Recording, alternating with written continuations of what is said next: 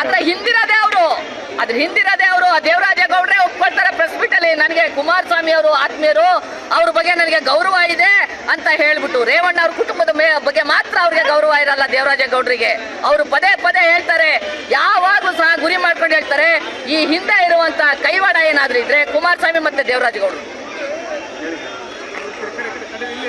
ಇವತ್ತು ಹೊಳೆಶ್ವರದಲ್ಲಿ ನಮ್ಮ ಕಾರ್ಮಿಕ ಇಲಾಖೆ ಒಂದು ಮಹಿಳೆ ಒಬ್ಬಳು ಕೆಲಸ ಮಾಡ್ತಿರ್ತಾಳೆ.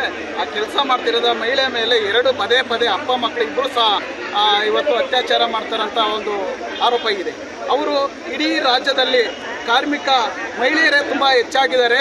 ಅಂತಹ ಮಹಿಳೆಗೆ ಇವತ್ತು ಈ ದಿನ ಇವರು ಅಂಥವನ್ನೇ ಬಿಡ್ದ ರೀತಿ ಬಲಾತ್ಕಾರ ಮಾಡಿದ್ದಾರೆ.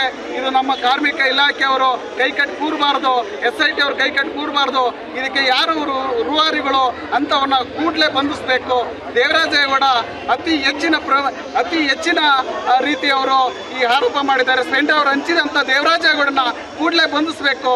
ಈಗ ದೇವರಾಜೇಗೌಡರು ಕುಮಾರಸ್ವಾಮಿ ಅವರಿಗೆ ಅವರೇ ಸಹ ಹೋಗಿ 6 ತಿಂಗಳ ಹಿಂದೆ ಸರ್ ಈ ಥರ ಇದೆ, ಈ ಸ್ಪೆಂಡೆ ಅವ್ರ ಕಥೆ ಇದಂಗಿದೆ, ನೀವು ಇವರಿಗೆ ಟಿಕೆಟ್ ಕೊಡಬೇಡಿ ಅಂತ AICCಗೆ ಅಲ್ಲ ಅವರ ಇದಕ್ಕೆ BJPಯ ರಾಷ್ಟ್ರೀಯ ಅಧ್ಯಕ್ಷರಿಗೆ ನಡ್ಡಾ ಅವರಿಗೆ ಪತ್ರ ಬರೆದವರು ಸಹ ಇದೇ ದೇವರಾಜೇಗೌಡರು ಮತ್ತು ಕುಮಾರಸ್ವಾಮಿ ಅವರು ಇಬ್ಬರೂ ಸಹ ಬಂಧಿಸಲೇಬೇಕು. ಇದು ನಮ್ಮ ಕಾರ್ಮಿಕ ಮಹಿಳೆಯರಿಗೆ ಅನ್ಯಾಯ ಆಗಿದೆ, ಇಡೀ ರಾಜ್ಯದಲ್ಲಿ ಅನ್ಯಾಯ ಆಗಿದೆ, ಇಡೀ ರಾಷ್ಟ್ರದಲ್ಲಿ ಅನ್ಯಾಯ ಆಗಿದೆ. ನೀವು ಕೂಡ ಇವಾಗ ನಮ್ಮ ಕಾರ್ಮಿಕ ಇಲಾಖೆಯಿಂದ ನಮ್ಮ ANTCಯಿಂದ ಇದಕ್ಕೆ ಒತ್ತಾಯಿಸ್ತಾ ಇದೆ.